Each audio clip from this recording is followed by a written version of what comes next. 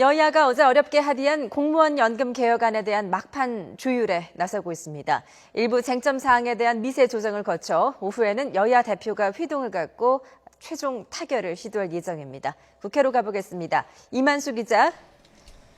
네, 국회입니다. 네, 오늘 오후 여야 대표가 만난다고요? 네, 그렇습니다. 새누리당 김무성 대표와 새정치연합 문재인 대표가 이제 잠시 뒤인 오늘 오후 5시에 국회에서 회동을 갖습니다.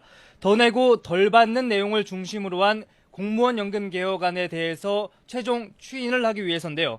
어제 실무기구에서 마련한 안에 대해서 여야 원내 지도부가 합의를 이룬 만큼 타결 가능성이 매우 높습니다.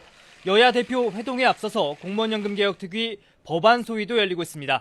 공무원연금 개혁안의 일부 쟁점 사항에 대한 미세 조정과 법률 조문화 작업을 진행하고 있는데요. 오후 5시에 열리는 여야 대표 회동 30분 뒤에는 곧바로 공무원연금개혁특위 전체 회의에서 개혁안이 의결될 것으로 보입니다. 이어 여야는 오는 6일 본회의에서 합의안을 담은 공무원연금법 개정안을 상정 처리할 방침입니다. 이렇게 되면은 지난해 12월 국회 차원의 개혁 협상이 시작된 지 120여일 만에 또 지난 2009년 이후 6년 만에 공무원연금 개혁이 이루어지게 됩니다. 네, 어렵게 합의안이 도출된 것인데 어떤 내용인지 간략하게 정리해보죠. 네, 공무원연금개혁 실무기구가 마련하고 여야 원내 지도부가 합의한 연금개혁안의 핵심은 지금보다 보험료는 더 내고 연금액은 줄여서 앞으로 70년 동안 300조 원 이상의 재정 절감 효과를 본다는 데 초점을 맞추고 있습니다. 구체적으로는 공무원이 내는 보험료율을 현행 7%에서 9%로 인상하고 연금액을 결정하는 지급률은 1.9%에서 20년 동안 1.7%로 단계적으로 인하하는 내용입니다.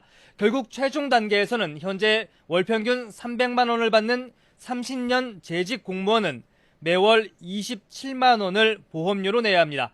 기존 21만 원에서 6만 원 정도 더 내게 되는 셈이고요.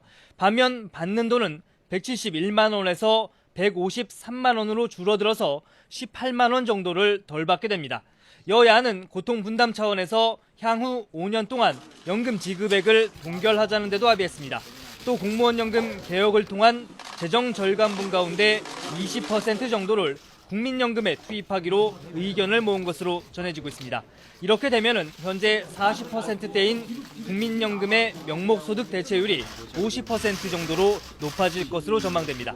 지금까지 국회에서 YTN 이만수입니다.